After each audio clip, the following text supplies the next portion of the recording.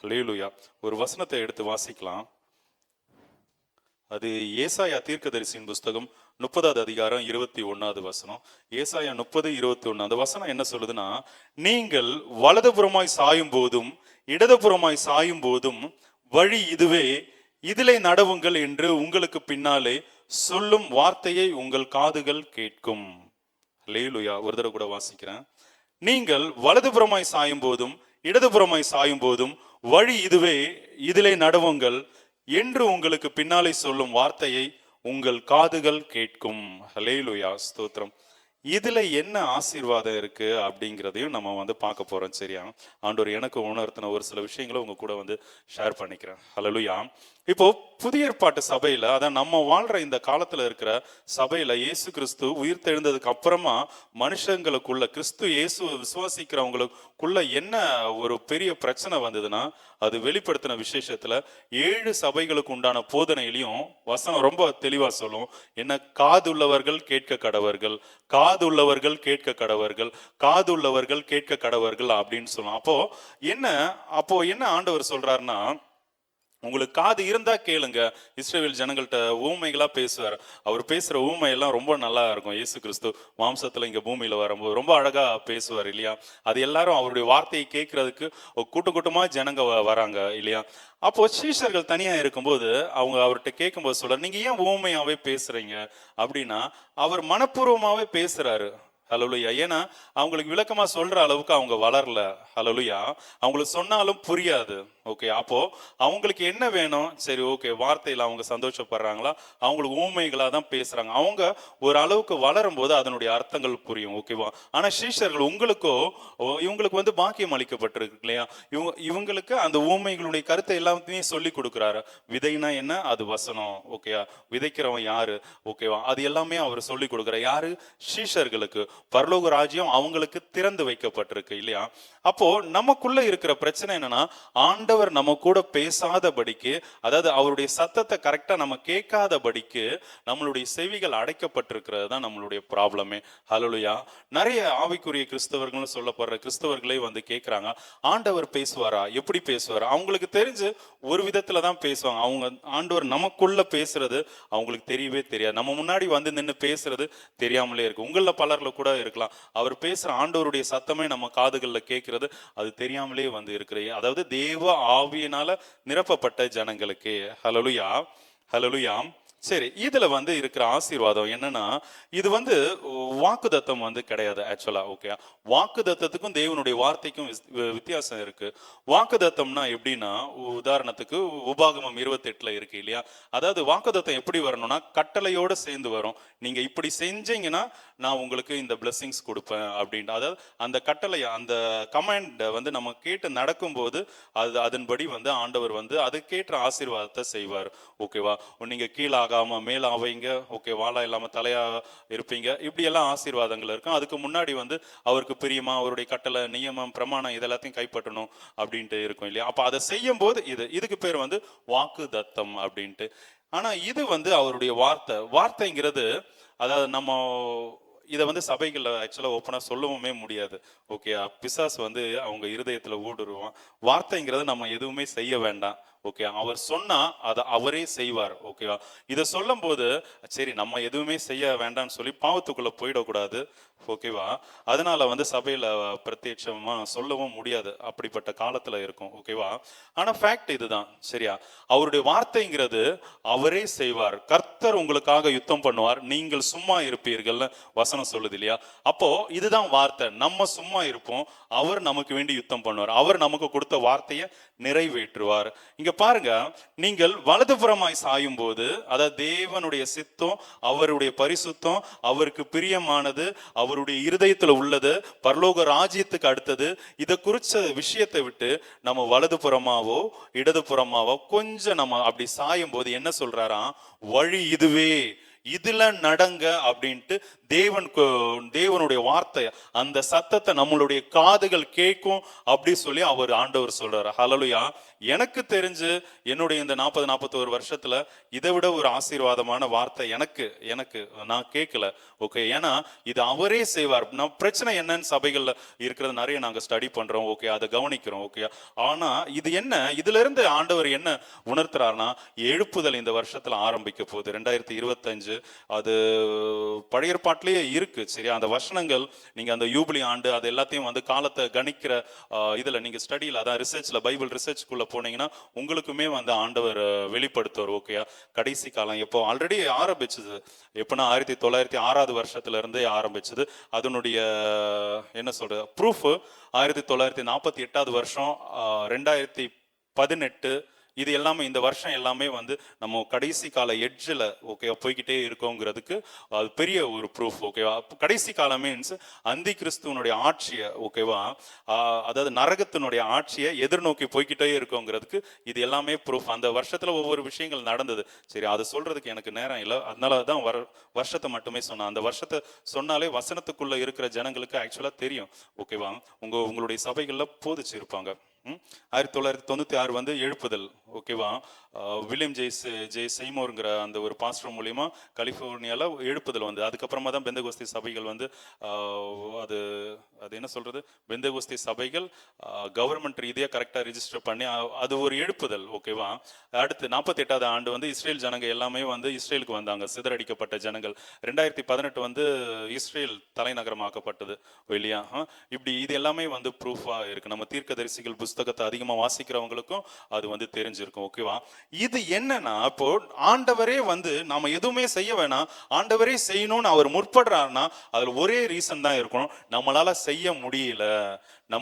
நம்ம கிட்ட அவர் எதிர்பார்த்து அதாவது நம்மளால பிசாச உலகத்தை மேற்கொள்ள முடியாத சூழ்நிலையில தான் தானே முன் வந்து, ஓகேவா, அது ஆல்ரெடி ஒரு தடவை நடந்தது 2025 வருஷத்துக்கு முன்னாடி ஏறக்குறைய. இயேசு கிறிஸ்துவே பூமிக்கு வந்து தன்னுடைய ஜீவனை கொடுத்து நம்மளுடைய எல்லார் பாவத்தையும் கழுவுன மாதிரி தான் வரப்போற எழுப்புதல்ல யோவேல் 2வது அதிகாரத்துல ரொம்ப தெளிவா இருக்கு. ஓகே, சின்ன பிள்ளைங்க மேல, பெரியவங்க மேல, ஊழியக்காரர்கள் மேலேயும் என்னுடைய ஆவியை ஊற்றுவேன் அப்படின்ட்டு வரப்போற எழுப்புதல்ல. ஓகேவா, அது ஏன் ஊழியக்காரர்கள் மேலேயும் என்னுடைய ஆவியை ஊற்றுவேன்னா, அவருடைய ஆவியே இல்லாம தன்னுடைய சுய இஷ்டத்தின்படி ஜனங்களை வழி நடத்துகிற ஊழியர்கள்லாம் வந்து இருப்பாங்க அப்படின்ட்டு.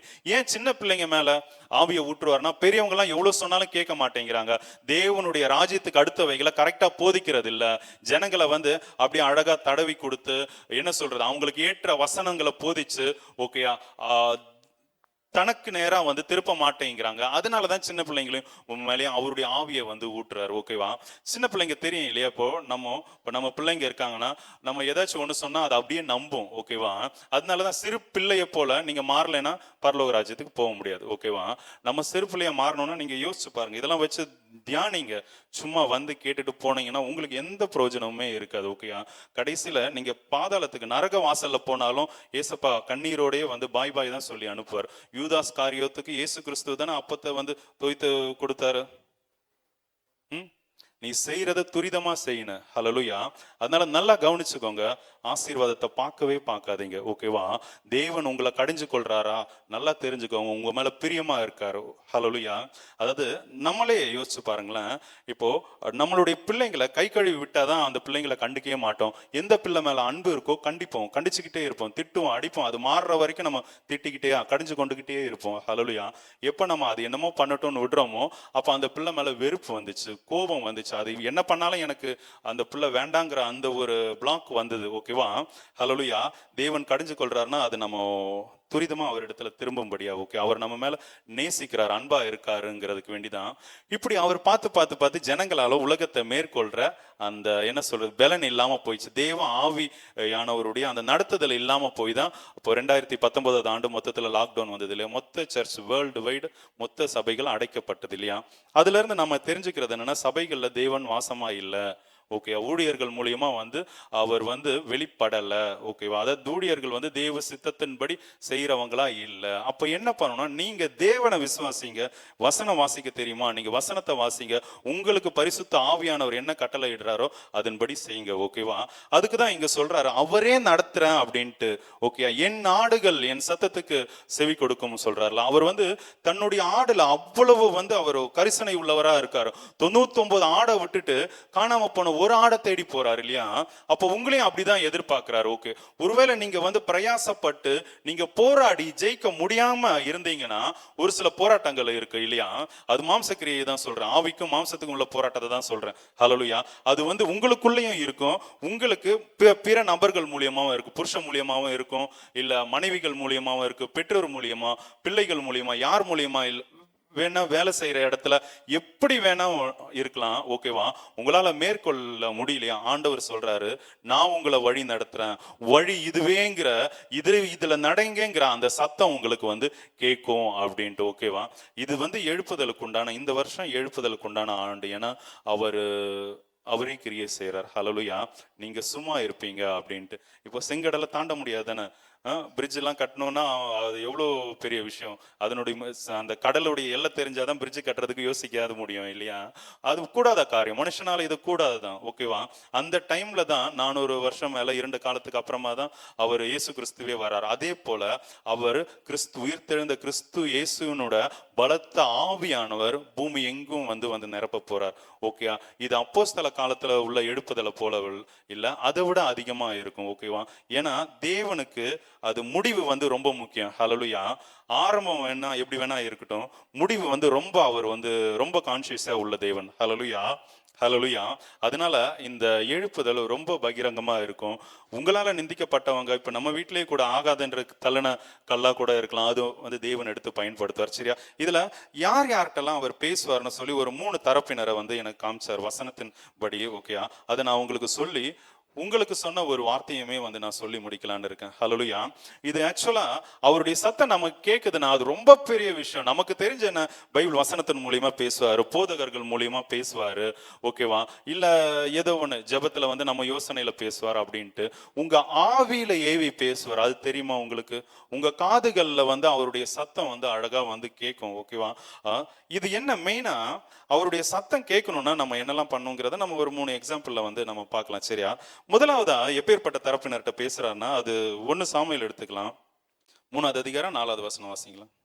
அப்பொழுது கர்த்தர் சாமுவேலை கூப்பிட்டாரு. ஓகேவா, அதுக்கடுத்து 6ஆவது வசனத்துல மறுபடியும் கர்த்தர் சாமுவேலே என்று கூப்பிட்டார். அடுத்து 8ஆவது வசனம் கர்த்தர் மறுபடியும் 3ஆம் இசை சாமுவேலே அப்படின்னு கூப்பிடுறாரு. ஓகேவா, அதாவது சாமுவேல் யாருன்னா அவன் தேவனுக்கென்றே பிரதிஷ்டை பண்ணப்பட்டு அவன் கருவுல உருவாறதுக்கு முன்னாடியே இப்படி உருவாக போற குழந்தை உங்களுக்கு தான் அப்படின்ட்டு. அது நசரேயனா வந்து அவனை வந்து தேவனுக்குன்னு கர்த்தருக்குன்னு ஒப்பு கொடுப்பேன். அதாவது அந்த ஃபர்ஸ்ட்ல அண்ணல் ஜெபிக்கிற ஜெபம், அவன் தலையில சவரன் கத்தி படக்கூடாதுன்னா அது வந்து நசரேய விரதத்தை தான் வந்து குறிக்குது. கர்த்தருக்கென்றே ஓகேவா அப்படி நேர்ந்து விடுறது சொல்லுவாங்க இல்லையா, தேவனுக்கென்றே. அதனால கொண்டு வந்து ஏலிட்ட விடுறாங்க. ஃபுல்லாவே சபையில தான் இருக்கிறான்.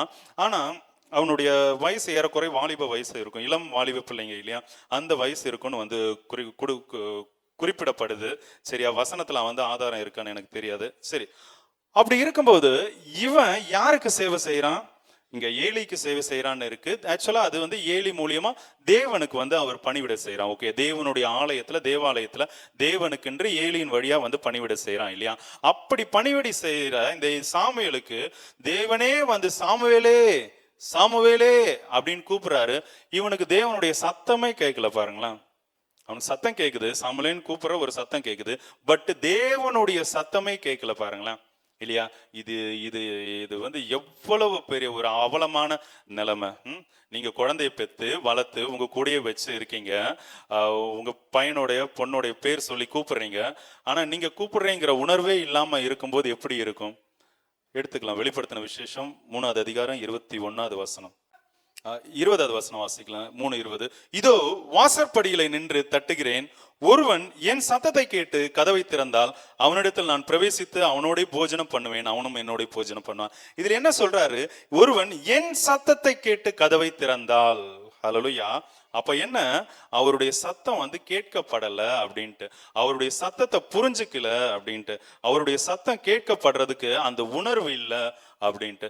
ஆக்சுவலா பார்த்தா ஒரு நல்ல குடும்ப பெண்கள் வந்து கணவருடைய பைக் சவுண்டு கேட்டாலே அழகா கண்டுபிடிச்சிருவாங்க. ஓகே, பக்கத்து வீட்டில் இருக்கவங்களுடைய பைக்கும் இவருடைய பைக்கும் ஒரே மாடல் பைக்கா இருந்தாலுமே ரெண்டு பேரும் வந்து நிறுத்துற அந்த ஒரு பேட்டர்ன் வச்சு அழகா சொல்லுவாங்க, இது அவர் வந்துட்டாரு. வேற எந்த சத்தமும் இருக்காது. அவர் இங்க எப்படி கண்டுபிடிக்கிறாங்கன்னே வந்து தெரியாது. நான் கோட்ரஸ்ல வளர்ந்தப்போ நான் ஆராய்ஞ்சதுல இது பண்றேன். அவங்க அந்த ஆக்சிலேட்டர் கொடுத்து பிரேக் பிடிச்சி நிக்கிற அந்த ஒரு அந்த டைமிங் இருக்கு இல்லையா, ஒரு குறிப்பிட்ட செகண்ட்ஸ் தான் இருக்கு. அதுலயே அழகா சொல்றாங்க. பிள்ளைங்க கூட வந்து அப்பா அப்பா வந்துட்டாருன்னா, அப்பா இல்லடியா அது பக்கத்துல அப்படின்பாங்க.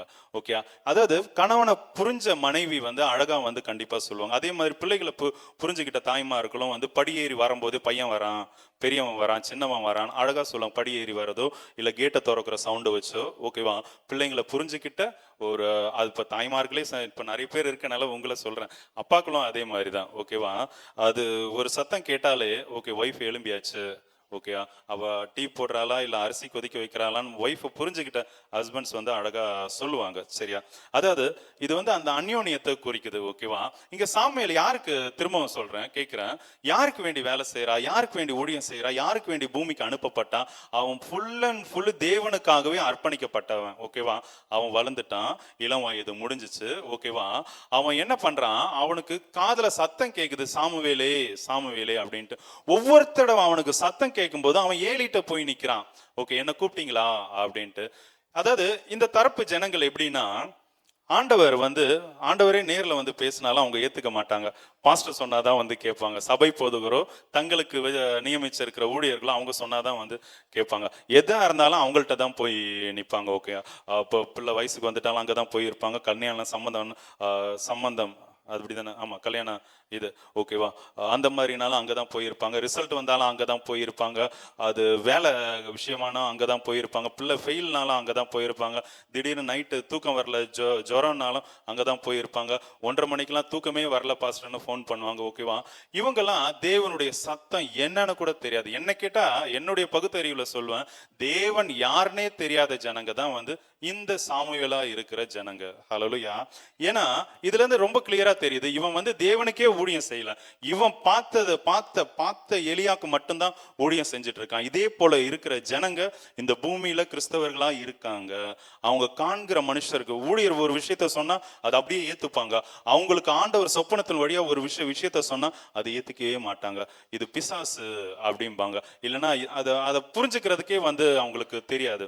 இப்போ சொப்பனம் தரிசனம்லாம் அது ஆக்சுவலா ஒரு சிம்பிள்ஸா வரும். ஓகேவா, ஒரு சைனா வரும். ஓகே, அத வசன தெரிஞ்சா பகுத்தறியலாம். ஓகேவா, அது ஆண்டவர்கிட்ட கேட்டாலும் அதை வந்து அவர் சொல்லி கொடுப்பார். சரியா, அப்போ இந்த மாதிரி சாமுவேல்கிட்ட இருக்கிற நம்மள்கிட்ட, ஒருவேளை நம்மள்கிட்ட யாராவது சாமுவேலா இருந்தா தேவனுடைய சத்தம் இன்னதுன்னு பகுத்தறிய முடியாம அவர் வந்து வாசல்ல இருந்து தட்டிக்கிட்டு இருக்கும் போது கூட அவருடைய சத்தம் என்னன்னு தெரியாம இருக்க சாமுவேல்களுக்கு கர்த்தர் சொல்றது என்னன்னா, வழி இதுவே, இதுல நடவுங்கள் என்று உங்களுக்கு பின்னாலே சொல்லும் வார்த்தையை உங்கள் காதுகள் கேட்கும். ஹல்லேலூயா, உங்கள் காதுகள் கேட்கும் அப்படின்ட்டு சொல்றாரு. இதுல நடங்க, இதுதான் this is the right way அப்படிங்கிற சத்தம் கேட்கும். ஹல்லேலூயா, ஏன்னா அதுல நடந்தாதான் பரலோக ராஜ்யத்துக்கு போக முடியும். ஹல்லேலூயா. அப்போ திரும்ப 4வது தடவை ஏலிட்ட வரும்போது தான் அவர் சொல்றாரு, பிள்ளையாண்டான்ட்டு ஆண்டவர் பேசணும்னு நினைக்கிறாருன்னு சொல்லிட்டு, கர்த்தாவே சொல்லும் அடியேன் கேட்கிறேன் அப்படின்ட்டு சொல்லுன்னு. அப்படி சொன்னதுக்கு அப்புறம் தான் ஆண்டவர் தன்னை வெளிப்படுத்துறாரு, தன்னுடைய காரியத்தை சாமுவேல்கிட்ட பேசுறாரு. ஏன் இந்த ஆண்டவர் ஃபர்ஸ்டே சாமுவேலன்னு கூப்பிட்டார்ல, உடனே நான் தான்ப்பா சர்வ வல்லமை உள்ள தேவன், ஓகே உன்னை உண்டாக்குனவன் நான் தான் சொல்லி பேச ஆரம்பிச்சிருக்கலாம் தானே? ஏன் பேசல? ஆண்டவர் எப்பேற்பட்ட தேவன்னா நல்லா தெரிஞ்சுக்கணும். அவர் அன்பின் தேவன். ஓகே, தேவன் அன்பாவே இருக்கிறார். ஓகேவா, அப்போ என்னன்னா நாம அவரை தேடும் போதுதான், நாம அவரை புரிஞ்சுக்க போதுதான் அவர் நமக்கு சொல்றாரு இல்லையா, பன்றிகள் முன்னாடி போய் முத்த போடாத அப்படின்ட்டு. ஹல்லேலூயா. அப்போ அவர் வந்து தன்னை இன்ட்ரோடியூஸ் பண்ணி அவர் அவ்வளவு விஷயங்கள் நம்ம கிட்ட சொன்னதுக்கு அப்புறம் கூட நம்ம இருதயத்துல ஒரு சிந்தனை, இது ஆண்டவரா இல்ல ஒளியின் தூதனா இல்ல பிசாசு ஆண்டவர் மாதிரி வந்து பேசிச்சான்னு நம்ம இருதயத்துல வந்துச்சுன்னா அவரால் தாங்க முடியாது. ஓகே, அப்போ அவரை தெரிஞ்சவங்கள்ட்ட தான் அவர் வெளிப்படுத்துவார். அவரு நிறைய வசனம் இருக்கு இல்லையா, இப்போ யாத்திராகமத்துல கூட இருக்கும், 33 எடுக்க வேணாம், 17 நினைக்கிறேன். அதாவது மோசைய அழைத்து அறிந்திருக்கிறேன் அப்படின்ட்டு, அறிந்திருக்கிறேங்கிற வார்த்தை நமக்கு பைபிள் அதிகமா கொடுக்கப்பட்டிருக்கும். ஓகே, அறிந்து மீன்ஸ் என்னன்னா அவரை புரிஞ்சுக்கிட்டு இருக்காங்க. ஓகே, தேவன் அப்போ தன்னை புரிஞ்சவங்களை, தன்னை அறிந்தவர்கள் கிட்ட தான் அவர் பேச, சொல்லி கொடுக்க, போதிக்க முற்படுறாரு. Okay, simple. அப்போ இந்த சாமுவேல்களுக்கு ஆண்டவர் கொடுக்கிற உபதேசமாவது, நீங்க ஆண்டவரை புரிஞ்சுக்கோங்க. ஹல்லேலூயா. ஆண்டவரை புரிஞ்சுக்கணும்னா என்ன பண்ணணும்? ஓகே, அவருடைய வசனங்கள் யார் யார் மூலியமாலாம் வருதோ அதை கேளுங்க, இல்ல பைபிளை வாசிங்க, கர்த்தர் உங்களுக்கு வெளிப்படுவாராக. ஆமென். ரெண்டாவது கேட்டகரி, ஒன்னு சாமுவேலா இருக்கவங்க. இவங்க எப்படிப்பட்டவங்கன்னா, தேவனுக்கு நேரத்தை கொடுக்கவே முடியாது இவங்களால. ஓகேவா? இவங்க பிராக்டிக்கலா எப்படி இருப்பாங்கங்கிறதையும் சொல்லிடுறோம். ஓகே, காலையில எழும்புவாங்க, 4 to 5 ஜெபிப்பாங்க, 5 to 6 டீ போடுவாங்க, அப்படி தங்களுடைய வேலையை பார்ப்பாங்க. மத்தியானம் சாப்பிடும்போது 5 நிமிஷம் ஜெபிப்பாங்க, ஈவினிங் வருவாங்க, ஃபேமிலியா 1/2 1 hour ஜெபிப்பாங்க, நைட்டு பர்சனலா 10 நிமிஷம் ஜெபிச்சுட்டு படுப்பாங்க. இப்படி கர்த்தருக்குள்ளதான் இருக்கிறதா அவங்கள நினைச்சுப்பாங்க. ஓகே, இவங்களை நான் தப்புன்னு சொல்ல மாட்டேன், இந்த வழியா தான் தேவனிடத்துல பிரவேசிக்கணும். பட் இதையே வருஷ கணக்கா பண்ணிக்கிட்டு இருக்காங்க இல்லையா? இவங்களுக்கு ஆண்டவருடைய சத்தமும் தெரியாது, ஆண்டவர் யாருன்னு தெரியாது. ஓகேவா? இவங்களுக்கு தேவைப்படும் போதெல்லாம் ஜெபிப்பாங்க. மற்றபடி இதை கண்டிப்பா பண்ணுவாங்க. காலையில 1 மணி நேரம் 2 மணி நேரம் அவங்களுக்கு ஜெபிக்கலன்னா, ஆண்டவரோட வசனம் வாசிக்கல, துதிக்கலன்னா அவங்களால இருக்கவே முடியாது. ஓகே, அதான் அவங்களுக்கு தெரிஞ்சு, இல்ல நிறைய சபை போதகருமே சொல்லுவாங்க, ஓகேவா, இது கரெக்ட் அப்படின்ட்டு. நீங்க இருக்கிறது எழுப்புதல் காலம். நீங்க பிரமாணம் என்ன பிரமாணம்னு தெரிஞ்சுக்கணும். ஓகேவா? பழைய ஏற்பாடு நியாய பிரமாணம் இதெல்லாம் மாறிடுச்சு. மெல்கிசேதேக்கின் முறைமையில இருக்கிற பிரதான ஆசாரியரின் கீழே இருக்கிற நீங்க ராஜாக்களும் ஆசாரியருமா இருக்கீங்க. அப்போ அந்த வழியா தான் போகணும். ஹல்லேலூயா. உங்க பிரதான ஆசாரியர் எப்படி இருக்காரோ அதே போலதான் இருக்கும். நீங்க ராஜாக்கள். ஓகேவா? நீங்க உங்களுக்கு கொடுத்த ஜனங்களுக்கு வேண்டி நீங்க யுத்தம் பண்ணும் பிசாசோட. ஓகேவா? ஹல்லேலூயா. ராஜானோன்னு நம்ம செல்வ சீமானா உள்ள ஆடம்பர லைஃப் தான் மைண்டுக்கு வருது. ஆனா ராஜாங்கிறவன் தன்னுடைய ஜீவனை பணயம் வச்சு ஜனங்களை பாதுகாக்கிறான் இல்லையா? அதுதான் மெயின் ரோல். ரெண்டாவது, ராஜாவனுடைய வேலை ஜனங்களுக்கு வேண்டி நியாயம் விசாரிப்பான். ஓகே, ஆசாரியன் தேவனுக்கு அதான் ஜனங்களுடைய பாவங்களை சுமப்பான். ஜனங்களுடைய பாவத்தை சுமக்கணும்னா தான் குற்றமற்றவனா இருக்கணும். இந்த ரெண்டாதான் உங்களையும் என்னையும் அழைச்சிருக்காரு. அப்ப நீங்க குற்றமற்றவர்களா இருக்கணும், ஜீவனை ஜனங்களுக்கு வேண்டி கொடுக்குறவங்களா, அன்பினுடைய பிரதானம் அப்படிதானே இருக்கு இல்லையா? அந்த கேட்டகரியிலையும் நீங்க இருக்கணும். அப்போ நீங்க இப்படி பாரம்பரிய ரீதியில டைம் ஆண்டவருக்கு, நீங்க ஆண்டவருக்கு டைமை கொடுத்து தேடுறது, இதெல்லாம் இந்த காலத்துல குறிப்பா 2019க்கு அப்புறம் வாய்ப்பே இல்லை. ஓகேயா? உங்கள்ட்ட அழகா நான் உங்களை எழுப்பியே கேட்பேன், இன்னைக்கு ஆண்டவர் உங்க கூட பேசினார்னா உங்களுக்கு தெரியாது, நேத்து என்ன பேசினார்னா தெரியாது. நீங்க அதிகபட்சம் என்ன சொல்லுவீங்க? காலையில நான் பைபிள் இப்படி திறக்கும் போது இந்த வசனம் வந்தது. ஓகேவா? இல்ல இந்த மெசேஜ் கேட்கும்போது அது எனக்கே பேசின மாதிரி இருக்கு அப்படின்ட்டு. ஆண்டவர் சொல்லுவார், அற்ப விசுவாசியே, நான் உன் கூடயே இருந்து என் சத்தத்தை நீ கேட்கறதுக்கு வேண்டி உன் கூடயே இருந்து நீ உன் செவிகள் ஏன் திறக்கல அப்படின்ட்டு. ஏன்னா நமக்கு அவர் தெரியாது, அவருடைய சத்தம் இன்னதுன்னு நமக்கு தெரியாது. ஹல்லேலூயா, ஹல்லேலூயா, ஹல்லேலூயா. ஓகேவா? அப்போ இந்த சாமுவேல் என்ன கேட்டகரினா, தேவனுக்கு நேரத்தை கொடுக்க முடியாதவங்க. அதாவது தாங்க ஓகே, எனக்கு எப்போ டைம் இருக்கோ அப்போ தேவனை தேடும் தான் ஒரு ஷெட்யூல் பண்ணி, இது ஆக்சுவலா ஸ்பிரிச்சுவலி இதுதான் வழி. ஓகே, ஆனா அந்த காலகட்டம் முறிஞ்சிச்சு. எங்களுடைய காலகட்டத்துல நாங்க அப்படிதான் இருக்கணும். ஓகே, அப்படிதான் சொல்லி கொடுத்தாங்க. ஆனா இப்பவுமே அதையே போதிக்கிறாங்க. அதுதான் அது தப்புன்னு நான் சொல்ல வரல. அதை விட நீங்க உங்களுக்கு ஒரு வேலைக்கு போறீங்க. ஓகே, வேலைக்கு நீங்க கிளம்பிட்டு இருக்கீங்க, ஆண்டவருடைய சத்தம் கேட்குது, உடனே வண்டியை நிறுத்திட்டு அவருக்கு செவி கொடுத்தீங்கன்னா வேலையே போனாலும் பரவாயில்ல. ஓகேயா? அடுத்து செய்ய வேண்டிய காரியத்தை அப்படியே நிறுத்திட்டு நீங்க ஆண்டவரோட சஞ்சரிச்சு, அது எத்தனை மணி நேரம் பேசுறாரோ நீங்க அவருக்கு செவி கொடுத்தாதான் உங்களுக்கு அவருடைய வார்த்தைகள், அந்த ரேமான் சொல்லுவாங்க, அது வெளிப்பாடு. இனி வர போற காரியங்களை குறித்து அவர் சொல்லுவார். ஓகேயா? நீங்க சிநேகிதனா இருந்தா உங்களுக்கு மறைக்க மாட்டார் இல்லையா? அவர் பேச வராரு. ஓகேயா? நம்ம செவி கொடுக்குறோமாங்கிறது கொஸ்டின் இருக்கு. ஓகே, இது தேவனுக்கு நேரத்தை கொடுக்காதவங்க இப்படிதான் இருக்கணும். புதிய ஏற்பாட்டுல இப்ப இந்த கடைசி காலத்துல வேற ஆப்ஷனே இல்லை, தேவனோட சஞ்சரிச்சே ஆகணும். ஓகே, சஞ்சரிக்காத ஒருத்தரும் அவருக்குள்ள எப்படி போவாங்கன்னு எனக்கு தெரியல. சரியா? ரெண்டாவதா நம்ம எஸ்தர் பார்க்கலாம். இவங்க ஒரு கேட்டகரியில இருக்காங்க. ஓகேவா? அது எஸ்தரின் புஸ்தகத்துல நம்ம 4வது அதிகாரம் 14வது வசனம் வாசிங்களா. இந்த காலத்திலே மௌனமாய் இருந்தால் யூதருக்கு சகாயமும் ரட்சிப்பும் வேறொரு இடத்திலிருந்து எழும்பும். இவங்க யாருன்னா 2வது அதிகாரத்துல இருக்கு, 6வது வசனம். பாபிலோன் ராஜாவாகி நேபுகாத்நேச்சார் யூதாவின் ராஜாவாகிய எகோனியாவை பிடித்து கொண்டு போகிற போது அவர் எருசலேமில் இருந்து பிடித்து கொண்டு போகப்பட்டவர்களில் ஒருவனாய் இருந்தான். யாரு? இந்த மொர்தெகாய். அப்படித்தானே? ஆமா, அஞ்சுல இருக்கு மொர்தெகாய். ஓகேவா? இவருடைய சிறிய தகப்பனுடைய குமாரத்தியாக எஸ்தர். ஓகேவா? அதாவது இவங்கெல்லாம் அடிமைங்க. ஹல்லேலூயா. அடிமை. ஹல்லேலூயா. அடிமைனா யாருன்னா தங்களுடைய சுய இஷ்டத்தின்படி ஒண்ணுமே செய்ய முடியாது. யாருக்கு அடிமையா இருக்கோமோ அவங்க என்ன சொல்றாங்களோ, அவங்களுக்கு என்ன விருப்பமோ, அவங்க என்ன கட்டளை இடுறாங்களோ அதை மட்டுமே தான் செய்ய முடியும். தங்களுக்கு பிடிச்ச ட்ரெஸ் போட முடியாது, தங்களுக்கு பிடிச்ச நேரத்துல தூங்க முடியாது, தங்களுக்கு பிடிச்ச நேரத்துல சாப்பிட முடியாது, தங்களுக்கு பிடிச்ச விஷயங்கள் எதுவுமே செய்ய முடியாது. இதுதான் அடிமைத்தனம். ஓகே, இப்பேற்பட்ட அடிமைத்தன வாழ்க்கையில இருந்துதான் எஸ்தர் என்ன பண்றாங்க, ராஜ அரண்மனையில, ஓகே, ராஜகுமாரத்தியா அவர், அதுவும் ராஜா தன்னுடைய 2வது அதிகாரத்துல 17வது வசனம், அவன் ராஜ கிரீடத்தை அவள் சிரசின் மேல் வைத்து, ஓகேவா, அவளை பட்டத்து ஸ்திரீ ஆக்கினான் அப்படின்ட்டு. ஓகேவா, வஸ்தியின் ஸ்தானத்துல, ஓகே, அத ராஜகுமாரத்தி அவர் ராணியா வந்து, ஓகே, ஒரு அபிஷேகம் பண்றது அப்படின்னு வச்சுக்கோங்களேன். சரியா? யாரு அடிமை? இப்போ ராணியா இருந்தா என்ன பண்ணலாம், தான் இஷ்டப்பட்டது எதை வேணா செய்யலாம். ஹல்லேலூயா. ஓகேவா? இப்போ என்ன ஆகுது, அப்பேற்பட்ட அந்த எஸ்தர்ட்ட மொர்தெகாய் வந்து சொல்றாரு, இந்த மாதிரி யூதருடைய ஜனங்க ஒரே நாள்ல மொத்த யூதரையும் அழிக்கிறதுக்கு ஆமான் திட்டம் போட்டிருக்கான் அப்படின்னு சொல்லும் போது இந்த மாதிரி என்ன சொல்றாங்க, அதுக்கு நான் என்ன பண்றது? ஓகேவா, இந்த அரண்மனையில இப்படிலாம் ரூல்ஸ் இருக்கு, ராஜா வந்து செங்கோலை நீட்டாம நான் வந்து ராஜாவை போய் பார்க்க முடியாது, இப்படிலாம் ரூல்ஸ் பேசிட்டு இருக்காங்க இந்த மேடம். ஓகேவா, இவங்க எப்பேற்பட்டவங்கன்னா நம்மள என்ன கேட்டகரினா, அதாவது நமக்கு ஒரு கஷ்டம் இருக்கும்போது, துன்பம் இருக்கும்போது, இப்ப கணவர் ரட்சிப்புக்குள்ள வரணும்னா அவங்க இரவும் பகலும் அழுந்து தேவனே இயேசுவே இயேசுவே இயேசுவேன்னு தேவனை தேடிக்கிட்டே இருப்பாங்க. அவர் ரட்சிப்புக்குள்ள வந்துருவாரு. ஓகே, இவங்க ஜாலியா வெளியே போவாங்க.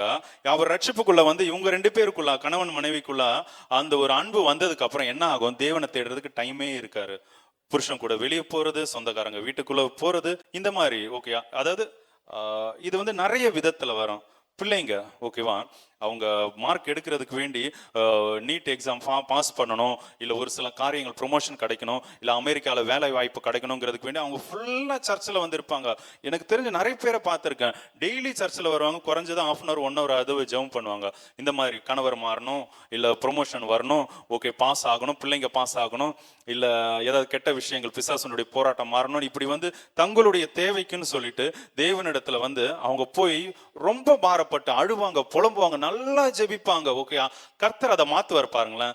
அந்த போராட்டத்தை, கஷ்டத்தை எல்லாத்தையும் மாத்தின உடனே இவங்க என்ன பண்ணுவாங்க, தேவனை தேடாம மறந்து போயிடுவாங்க. ஹல்லேலூயா.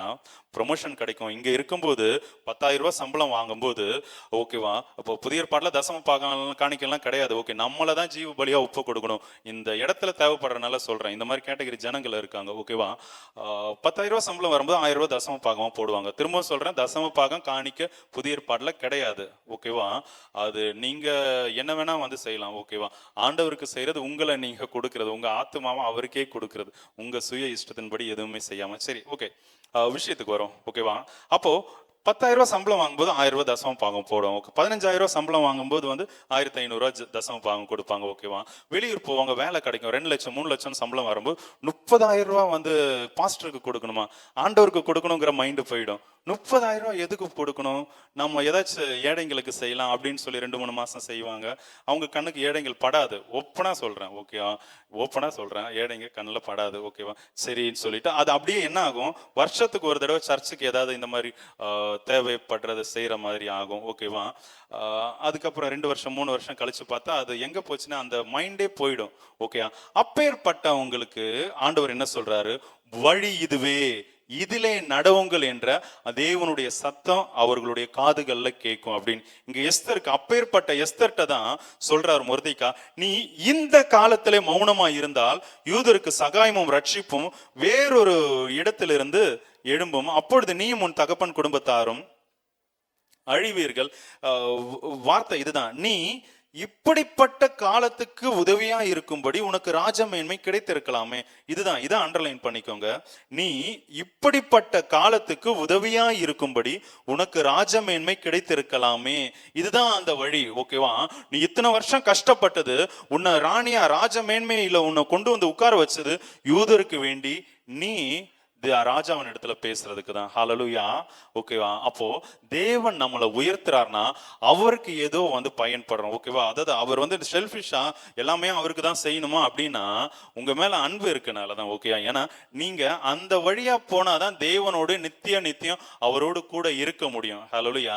வேற எந்த வழியில போனாலும் கண்டிப்பா தேவனிடத்துல போகவே வந்து முடியாது. ஓகேவா? அதுல தேவன் ரொம்ப கேர்ஃபுல்லா இருப்பார். ஓகேவா? 1 மார்க் 1/2 மார்க் இருந்தாலும் கரை திரை அற்ற மனவாட்டியா விரும்புறாரு இல்லையா? தீட்டுள்ளதும் அருவருப்பும் அது பொய்யை நடப்பிக்கிற ஒன்றுமே அதுக்குள்ள வந்து பிரவேசிக்க மாட்டாது அப்படின்ட்டு வசனம் சொல்லுது இல்லையா? ஹalleluya. சரி, ஓகே. அப்போ அந்த தருணம் இதுதான், வழி இதுவேங்கிற எஸ்தருக்கு உண்டான தருணம் இதுதான். நீ இப்படிப்பட்ட காலத்தில் உதவியா இருக்கும்படிக்கு உனக்கு ராஜமேன்மை கிடைத்திருக்கலாமே அப்படி சொன்ன உடனே அவங்களுக்கு மாறிடுறாங்க. இதுதான் பியூட்டி. ஓகே, இதுதான் வந்து நமக்கு வாக்கு தத்தமே. ஓகே, நம்ம எப்படி வேணா இருந்திருக்கலாம், ஆனா அவருடைய சத்தத்தை கேட்ட உடனே நீங்க மாறுவீங்க. அதனாலதான் இது வந்து வாக்கு தத்தம் இல்லை, இது அவருடைய வார்த்தை. அவரிடத்துல இருந்து புறப்பட்டு வந்துச்சா, இப்போ உங்க காதுகள்ல வந்துச்சா, அவருடைய சத்தம் கேட்கும். நீங்க நடக்க வேண்டிய வழிய உங்களுக்கு சொல்லுவார். பிள்ளைங்களை என்ன படிக்க வைக்கணும், என்ன பேசணும், என்ன செய்யணும். நீங்க பிசினஸா இருக்கலாம், வேலையா இருக்கலாம், இல்ல தேவனுக்கு நீங்க எந்த நேரத்தை கொடுக்கணும், எந்த ஊழியத்துல பங்கு கொள்ளணும், எந்த சர்ச்சுக்கு போகணும், எந்த வசனத்தின்படி நடக்கணும், இது எல்லாத்தையும் அவர் உங்களுக்கு சொல்லி கொடுப்பார். பட் அதை கேட்டு நடக்கிறதுக்கு மட்டும் அவர்கிட்டே பலனை வாங்கிக்கோங்க. இங்க பாருங்க, உடனே அவங்க அப்படியே மாறிக்கிறாங்க. அதுக்கு முன்னாடி 11வது வசனத்துல சொன்னது ஆளுக்கும் 16வது ஆளுக்கும் ரொம்ப டிஃப்ரெண்ட். ஓகேவா? இந்த ஆளு ராணியா இருந்து பேசுவாங்க 11வது வசனத்துல. ஆனா இந்த 16வது வசனத்துல சொல்லும் போது அவங்க அடிமையின் ரூபத்தை திரும்பியும் எடுப்பாங்க. நீர் போய் சூசானில் இருக்கிற யூதரை எல்லாம் கூடி வர செய்து 3 நாள் அல்லும் பகலும் புசியாமலும் குடியாமலும் இருந்து எனக்காக உபவாசம் பண்ணுங்கள், நானும் என் தாதிமாரும் உபவாசம் பண்ணும். இவ்விதமாக சட்டத்தை மீறி ராஜாவிடம் சட்டத்தை மீறி ராஜாவின் இடத்தில் பிரவேசிப்பேன், நான் செத்தாலும் சாகிறேன் என்று சொன்னால். ஆமென். அதாவது என்ன, அந்த அரண்மனை ரூல்ஸை பிரேக் பண்றதுக்கு கூட அந்தமா அஞ்சல. ஹalleluya. தன்னுடைய ஜீவனையே கொடுக்கறதுக்கு கூட அந்தமா அஞ்சல. எப்படி அவருடைய வார்த்தை வந்தது, அந்த வார்த்தை தான் யாருங்கிறத உணர்த்திச்சு. ஓகேவா? தனக்குள்ள இருந்த அந்த சுயம் எல்லாம் செத்துச்சு. என்னுடைய ஜனங்கிற எண்ணம் வந்துச்சு. அவங்களுக்கு வேண்டி நான் ஜீவனையும் கொடுப்பேன்னு சொல்லிட்டு தன்னை இந்த நேரத்துல வந்து அர்ப்பணிக்கிறாங்க. ஹalleluya. இதுதான் அவருடைய வார்த்தையில உள்ள வல்லமை. ஓகே, அவர் கேக்குது, நீ இப்படிப்பட்ட காலத்தில் உதவியா இருக்கும்படிக்கு ராஜமேன்மை கிடைச்சிருக்கலாமே. அவ்வளவுதான் சொன்னார். ஓகே, இதுதான் வழி. இந்த காரியத்தை எஸ்தர் செஞ்சா மட்டும்தான் தேவனிடத்துல போக முடியும். ஹalleluya. இது வந்து எந்த மாதிரி ஜனங்க மீன்ஸ், நான் ஆல்ரெடி சொன்னேன் இல்லையா, ஒரு உயர்வு வந்ததுக்கு அப்புறம் தேவனை மறந்துடுறவங்க. அது வந்து சூழல் நிறைய சொல்லுவாங்க. காலையில எழும்பி என்னாலையும் ஒப்பிக்க முடியும். நிறைய பேர் ஒவ்வொருத்தரும் இப்போ உங்களை கேட்டால் சொல்லுங்க, நான் 5 மணிக்கு எழும்புறேன், சமையல் செய்கிறேன், பிள்ளைங்களை ஸ்கூலுக்கு அனுப்புகிறேன், அப்புறம் மீன் வாங்க போகிறோம், வந்து மீனை வைக்கிறேன், உச்சைக்கு வந்து வீடு கிளீன் பண்ணுறேன், திரும்ப வந்து ஈவினிங் பிள்ளைங்களை ஸ்கூல்ல இருந்து கூட்டிகிட்டு வரேன், ஸ்நாக்ஸ் வைக்கிறேன், டீ வைக்கிறேன், அப்புறமா உட்காந்து ஜெபிக்கிறேன், பிள்ளைங்களுக்கு டியூஷன் எடுக்கிறேன், நைட்டு தோசை ஊற்றுறேன், அப்புறமா சாப்பிட்றேன், தூங்குறேன். ஓகே, நான் தூங்கவே 11 மணி ஆகுது பிரதர் அப்படின்ட்டு நீங்கள் சொல்லுவீங்க. சரியா? பலர் மேபி சொல்லலாம். சரியா? ஆனா நான் உங்களுக்கு என்ன ஒரு ஆலோசனை சொல்றேன்னா, நீங்க தேவனிடத்துல பிரியமா இருங்களேன். வேற ஒண்ணுமே இல்லை. நீங்க தேவனிடத்துல பிரியமா இருங்க. அவருடைய வசனம், ஒரு வசனம் கேட்டாலும் உங்களுடைய சிந்தைக்குள்ள அது தியானமா ஓடிக்கிட்டே இருக்கும். நீங்க அவர்கிட்ட பிரியமா இருங்க. பிரியம்னா என்ன, அன்புனா என்னன்னு வசனம் இருக்கு. நீங்க பாருங்க, உங்களை நீங்களே வந்து வஞ்சிச்சுக்காதீங்க. அன்பு சினம் அடையாது. ஓகே, தீங்கு நினையாது, அநியாயத்தில் சந்தோஷப்படாமல் சத்தியத்தில் சந்தோஷப்படும். ஓகே, அன்பு சகலத்தையும் தாங்கும், விசுவாசிக்கும், நம்பும், சகிக்கும். ஓகேவா? இப்படி எல்லாமே இருக்கு. நீங்க அந்த அன்போட யார்கிட்டயாவது இருக்கீங்களான்னு பாருங்க. நான் உங்களுக்கு சொல்றேன், தேவனிடத்துல அந்த அன்போட இருங்க அப்படின்னு. அப்படி இருக்கும்போது அவர் கண்டிப்பா உங்களை வந்து மேன்மைப்படுத்துவார். ஓகேயா? இந்த கேட்டகரியில இருந்தனா நீங்க என்ன செய்யணும்னா, வெளிப்படுத்தின விசேஷம் 2:4-5 வசனத்தை வாசிங்க. ஆனாலும் நீ ஆதியில் கொண்டிருந்த அன்பை விட்டா என்று உன் பேரில் எனக்கு குறை உண்டு. ஆண்டவருடைய வருத்தத்தை பாருங்களேன், வேதனையை பாருங்களேன். அவர் ஒரு ஹிண்ட் கூட கொடுக்குறாரு. அப்போ இந்த எஸ்தர் மாதிரி இருக்கிறவங்களுக்கு, அதை தன்னை உயர்த்தின தேவனை மறந்தவங்களுக்கு, நான் என்னால வந்து மறந்தேன்னு கூட சொல்ல வாய் வரல. ஏன்னா அவங்களுடைய சூழல், பிழைப்புக்கு அடுத்த அலுவல்களை அவங்க சிக்கி கொள்றாங்க. ஓகேயா? அவங்களால தேவனுக்கு நேரத்தை செலவிட முடியாத சூழல். இப்போ உங்களுக்கு 3 நாள் உபவாச கூட்டம்னா வர முடியுமா? பிள்ளைங்களை என்ன பண்றது? புருஷன் விட மாட்டாரு, அவருக்கு சமையல் பண்ணணும், மாமியாருக்கு பதில் சொல்லணும். ஓகே, அதை 3 நாள் உபவாச கூட்டம்னா இங்கேயே இருந்து உபவாச கூட்டம் ஆக்சுவலாக அது அப்படிதான் இருக்கும். இப்போ மாறி போயிடுச்சு. ஓகே, இருக்க முடியுமானா ஒரு பெரிய கொஸ்டின் மார்க். பெரியவங்க மேபி வந்து பிள்ளைங்கள்ட்ட சொல்லிட்டு வரலாம். ஓகே, இளம் வயது கொஞ்சம் இப்போ 40-45 வயசுக்குள்ளே இருக்கிறவங்களாம் ரொம்ப கஷ்டமாக இருக்கும். சரியா? அது என்னுடைய பார்வையில் அப்படிதான் இருக்கு. அவங்கள்ட்ட கோவப்பட முடியல, அவங்க அப்படி சிக்கிக்கிட்டு இருக்காங்க. ஓகே, அவர் ஒரு டிப்ஸ் கொடுக்குறாரு. நீ இன்ன நிலைமையில் இருந்து விழுந்தா என்பதை நினைத்து மனம் திரும்பி ஆதியில் செய்த கிரியைகளை செய்வாயாக அப்படின்னு. அப்போ இந்த எஸ்தரா இருக்கிறவங்க என்ன பண்ணணும்னா ஆதியில் செஞ்ச கிரியைகளை செய்யணும். ஓகே, இவங்க தேவனிடத்துல ரொம்ப எல்லாருமே பற்றுதலா உள்ளவங்க தான். சாமுவேல் பார்க்கும்போது தேவனுக்குன்னே ஃபுல் அண்ட் ஃபுல் துதிக்கிறது ஜெபிக்கிறது இருப்பார். ஆனா தேவனுடைய சத்தம் தெரியாது. தேவன் பேச வந்தா தேவனுக்குன்னு அவர் தெரிஞ்சாதானே அவருக்கு டைம் கொடுப்பாங்க, அந்த கேட்டகரி. இப்போ எஸ்தருங்கிறவங்க தேவன்கிட்ட பற்றுதலா இருந்து எல்லாத்தையும் போராடி ஜெயிச்சு வாங்கிப்பாங்க அவங்க. ஆனா ஒரு காலகட்டத்துக்கு அப்புறமா வந்து தேவனுக்கு அந்த பழைய சிநேகத்தை, பழைய அன்பை, பழைய நேரத்தை கொடுக்க முடியாத சூழ்நிலையில இருக்கிறவங்களுக்கு. இப்போ கடைசியா பார்க்கலாம், அது 1 ராஜாக்கள் 19:9. அங்கே அவன் ஒரு கெபிக்குள் போய் தங்கினான். இதோ கர்த்தருடைய வார்த்தை அவனுக்கு உண்டாகி, எலியாவே இங்கே உனக்கு என்ன காரியம் என்றார். ஹல்லேலூயா. இப்போ இந்த எலியா என்ன கேட்டகரினா, இவங்க வந்து முழு நேர ஊழியக்காரங்க. ஓகேவா?